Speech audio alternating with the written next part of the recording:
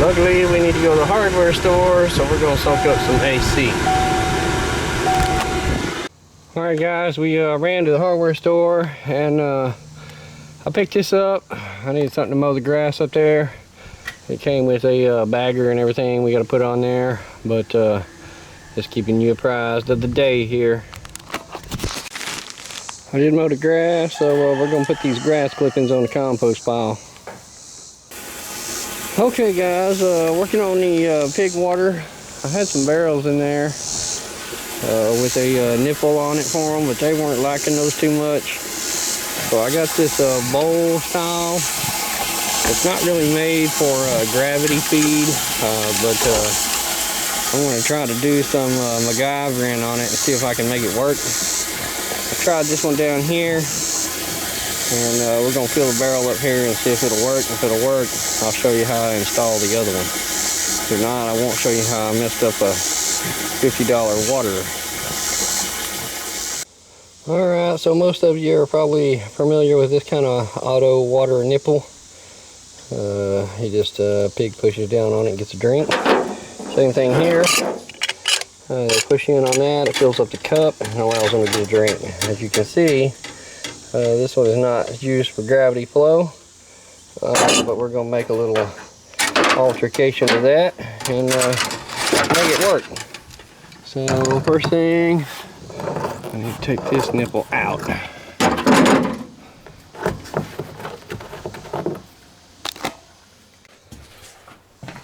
Oh, let's see. Need to take some feed over there.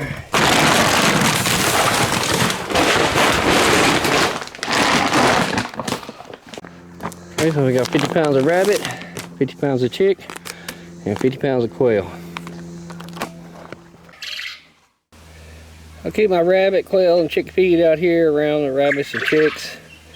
Use those plastic barrels, guys. The metal barrels are not waterproof. If you ever get water up on them barrels, they'll leak in.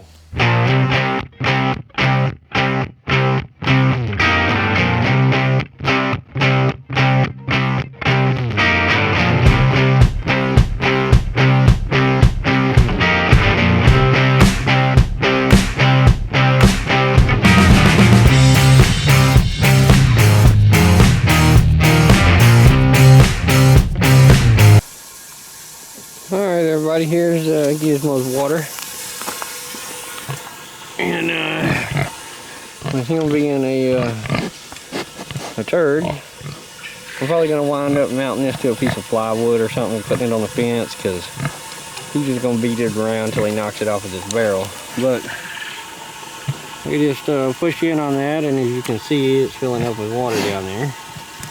Gizmo will get out of the way. You can just push on it. And you see it fills that cup up with water.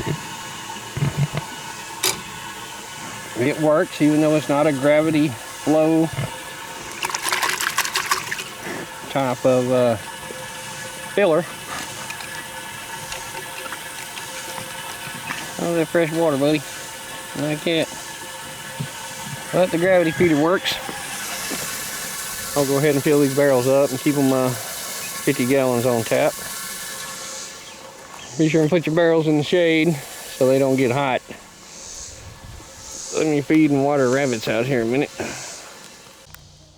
Alright, guys, just about done watering and feeding out here. It's about 7 o'clock. I'm going to change the goat water and give them some hay. But other than that, everything's looking pretty good. Standard day out here on the farm. As y'all can see, it takes up a lot of time to take care of this stuff, and pretty much what you see there is an every other day occurrence out here. It doesn't leave a lot of time for gardening or you know, planting trees or working on the house or a lot of other things. That's why it takes a group of people.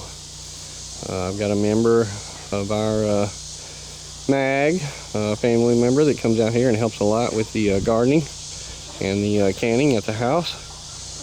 You know, guys, it's going to take more than you and one more person to do it, especially when things start getting bad.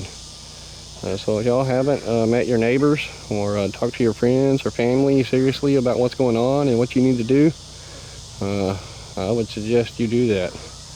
But let me get the goat water and hay done.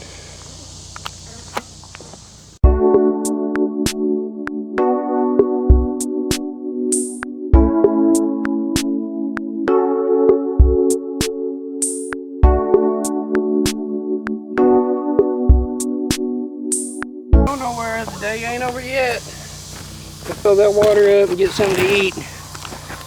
And day continues on. The goat water's filling.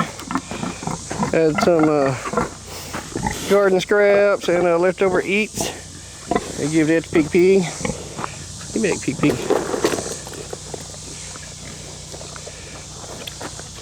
Nothing goes to waste on the farm. I got a pan for a gizmo too. Thought I was gonna lose the apple tree, but lo and behold, there are new buds coming out on them limbs that are green. So, yay! Apple tree gonna make it. If you wouldn't tear up your food bowl, you'd get served on a platter, but since you're gonna tear it up, I'm gonna pour it on the ground.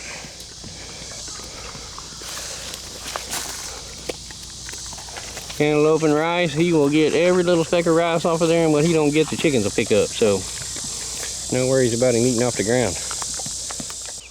He did build these new chicken pens here for the new hatchlings. There is all kinds of chickens in there. And this side over here is baby turkeys. There's a few more in there, but had a pretty hard year on turkeys. The heat really got to them. We probably lost 30 turkeys this year, and probably another 50 eggs at least.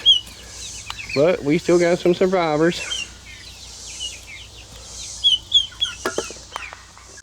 Alright, 8 o'clock now. Everything's about done. So I'm gonna go get a bite to eat and then wait for the chickens to go up. Stay tuned.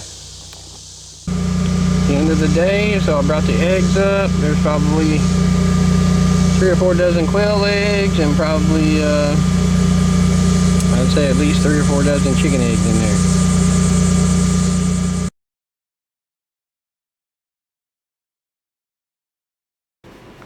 Well, it's 1 a.m. I guess I can go ahead and call it a day. Thanks for watching, everybody. Like, share, and subscribe. Day on the homestead.